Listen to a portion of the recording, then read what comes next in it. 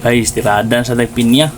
So karon guys, pinya dili na ko nihimo og ginger shot, pero karon guys akong i-share sa inyo mga kaalaman kay bali, mga health benefits sa ato ang kung unsa atong makuha kung kita mo kaon og pinya. So shout out day sa mga naglantaw karon. Kung gusto ka ma-shout out sa sunod nga video, comment lang below sa ani nga video guys, kaway-kaway.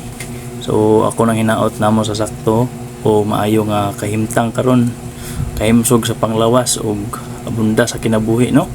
Hinaot unta kitang tanan makaangkon niya na. So kani guys nga knowledge ako lang ning gikan po ni sa experts, no?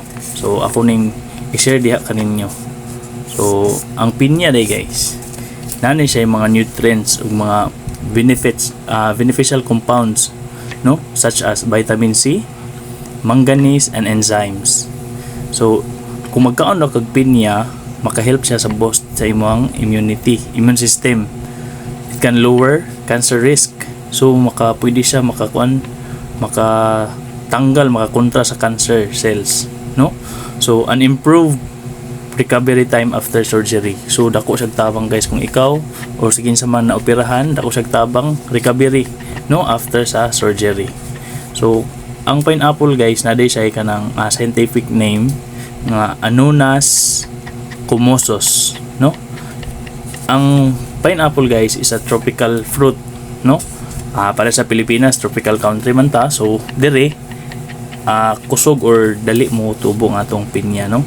Ang pinya daw, it contains nutrients, antioxidants and other compounds such as enzymes that can protect against inflammation and diseases.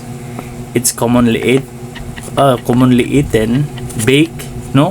So sa mga wala kabalo da, ang pinya daw commonly ginakaon ni siya pamaagi sa pagluto. Kita man gyud karon daghan nato na isagol sa atong pagluto, no? Pwede po dahil sa i-grilled guys. Kita mga Pinoy, di man ta mahilig og grilled og pinya kay may ignorante man ta. So pwede dahil sa i-grilled og syempre atong usual nga nandan, freshly cut mo magida siya. Kung mo kanang presko kaya nga prutas guys, pinya, matik na pag gumahiwa diha, lamoy dayon ba? So shout out guys sa mga naminaw diha. Thank you sa pagpaminaw, and then follow lang ta for more videos sa sunod. Abang guys. Thank you so much.